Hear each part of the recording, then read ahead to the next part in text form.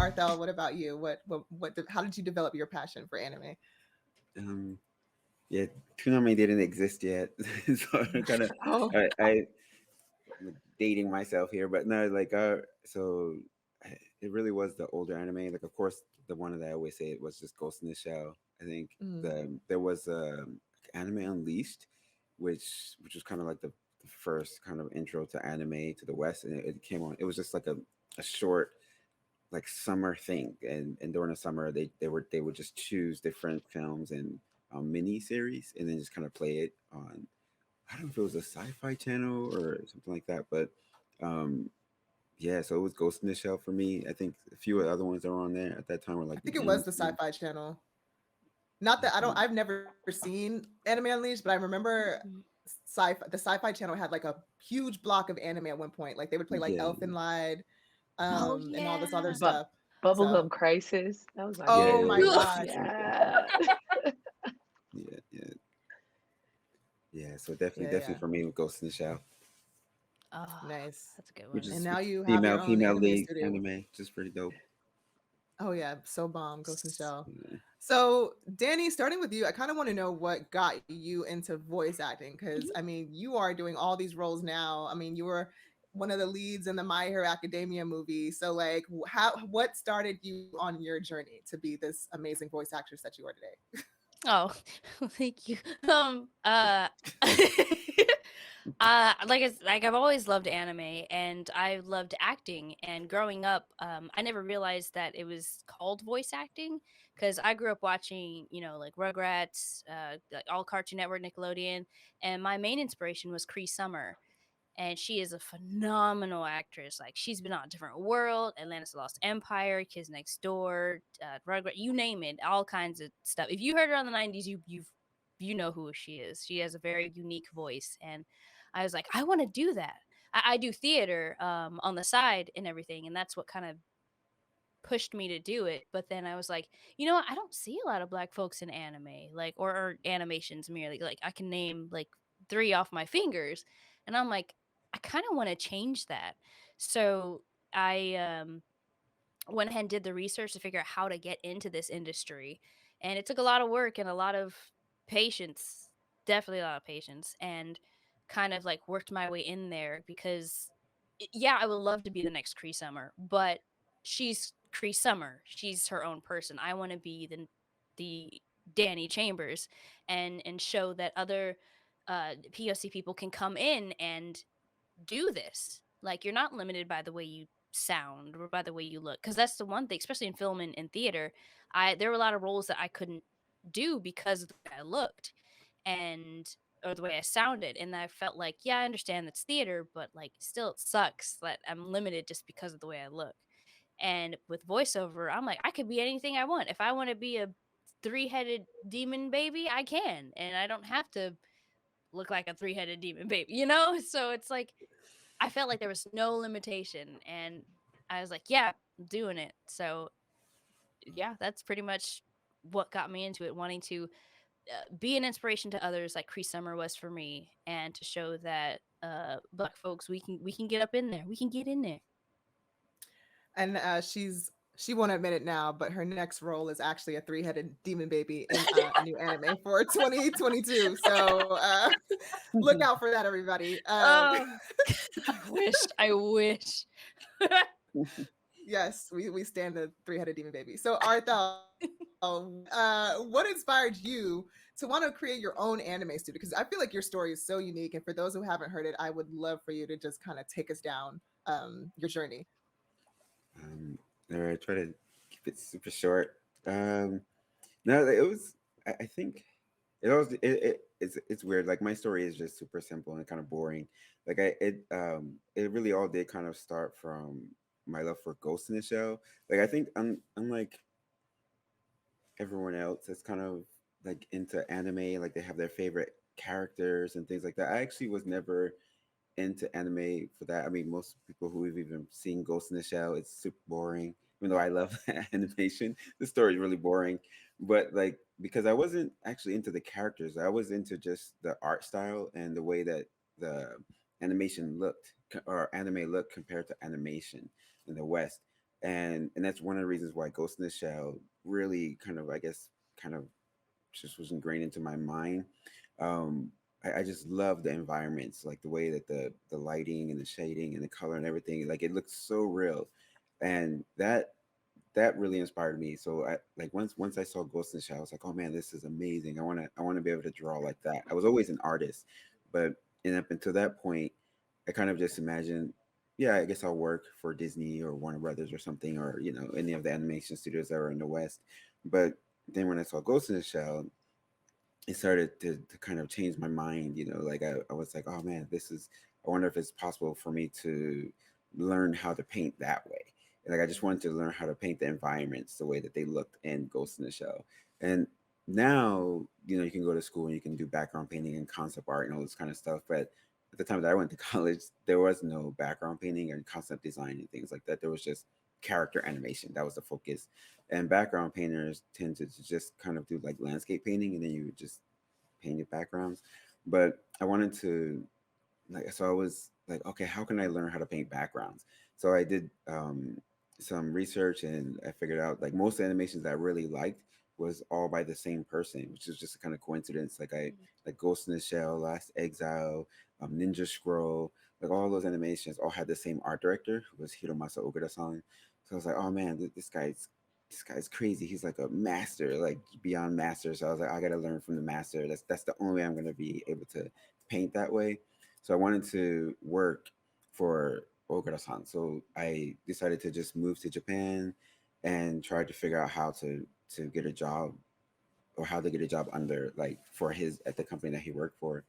And so I was just kind of, I met some Japanese people. They told me about an animation school in Japan, which is Yoyogi Animation Gakuen, which is the biggest animation school. It's like all over Japan. So I went to that school, which is a story in itself. And then after I got into the school, I was like actually the first foreigner that they accepted into that school, because they didn't Oh accept foreigners wow. to that What? point. So Come it took through. me a while. Like I got to Japan, but I couldn't. I had to actually stay in Japan for a year without actually being able to go to school, because they said no actually quite a few times to me. I just kept going back, and then I got into school, graduated from the school, and then yeah, my first job was actually at Ogura-san's company. And then just so that was pretty dope. Like he actually showed me like the actual backgrounds from Ghost in the Shell, and then so that was just super That's inspiring, like to just I kind just of. love how you're saying all this just casually, like, oh, I no big know. deal. Yeah. And he started off with, "This is boring." I It's know. Yeah. Like, what are you Like, what do talking you about? mean? Like Like, this yeah, is the a story's fire boring. story. I don't know, just trying to like get through it quickly. But yeah, and then I was just in Japan, like and working in the animation industry, painting backgrounds. I think the first animation I worked on was Triple X Holic. So that was the first animation I got to paint some backgrounds for, and then worked for Ogura-san for a while, and and even at that time, I wasn't planning on staying in Japan. I thought I would just come here, learn some technique, and then go back to America. And I think they call it like why now I'm forgetting Japanese. Um, Nezumi something. Now I can remember. I'll have to try to think of it. If I think of it later, I'll tell you guys. But it just means to like steal the technique and then, and then bring it back. And then Ogura-san would always joke with me. He's like, so you just came to steal Japanese technique and take it back to America. And then I was like, no, like I wish I can steal you and take you back then.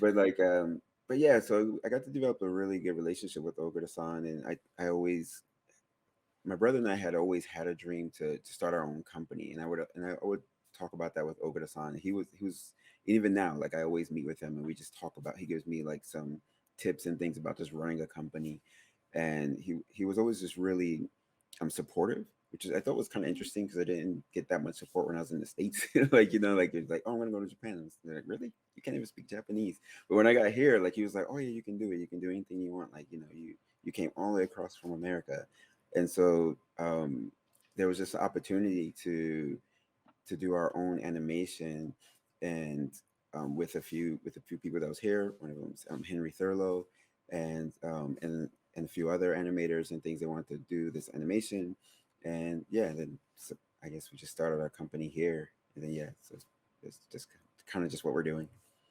Wow, that's a dope story. Like, Yeah. wow. I mean, that's like a very unique. It just like it shows one of the ways that like, black folk have found themselves in these different spaces that normally people wouldn't expect us to be a part of. So, I mean, I'm sure that inspired a lot of people today. So Frankie, you are like content creator extraordinaire. So what inspired you to like want to make more content about anime? Like what was that journey like? And not Uh, just anime, comics as well. yeah, I was one of those people who like whenever I consumed any type of like media, a comic book, I'd watch something, I'd go to YouTube and like look at breakdowns. Or I would see if the Blur Girl had an interview on it. She used to do a lot of stuff for Sci-Fi Wire. I used to watch. And I used to really feel upset because I felt like people wouldn't notice things that I would talk about, that I noticed, or they wouldn't talk about things that I wanted them to talk about. And then I realized it's because most of them were men, white Latino men, or white Latinas. If it was a woman of color. And so I was like, well, if I really want to do it, I don't have formal training, but I have a cell phone. I could start a YouTube. Like I don't know. It was just honestly something I set as a goal before I turned 30. So I was like, it was the Issa Rae moment. I was like, I'm turning 29. I want to start a page. If it does well, it does well. I have a job. But if it doesn't, I'll be okay. And yeah, I started the page, and it just showed me that there were a lot of women who were craving my perspective. And it was very rewarding to be able to put my opinion out and have people respond, even though half of them were visceral, angry reactions. It showed that, like, it was needed and it was something that people weren't used to. So yeah, it started off as like shoddy shots on my cell phone, and then like I was able to buy equipment and people were donating to kind of help me grow. And it was something, I'm an immigrant and stuff like that, so like it was something I never considered because it's science or law was the only thing I've always been raised to do full time. Um, so it was crazy that once I was able to put the work into it and really like focus on the craft and the work, I was able to grow and really hone in on it. So yeah, it's been a lot of fun, honestly. I mean, it's hard. It's hard work, and it's a lot on like your psyche and your mind, and just like I mean, like it's Saturday, right? And we're all working all the time. We're working, um, but I love it. I wouldn't trade it, honestly. Yeah, and I'm gonna take some fan questions in a bit, but before we got into all that, starting with you, Frankie, I kind of want to know what are some of all of your challenges being Black creatives in your space, or in this, I guess, nerd space slash anime space. Yeah. So like my two biggest subjects are comics and anime.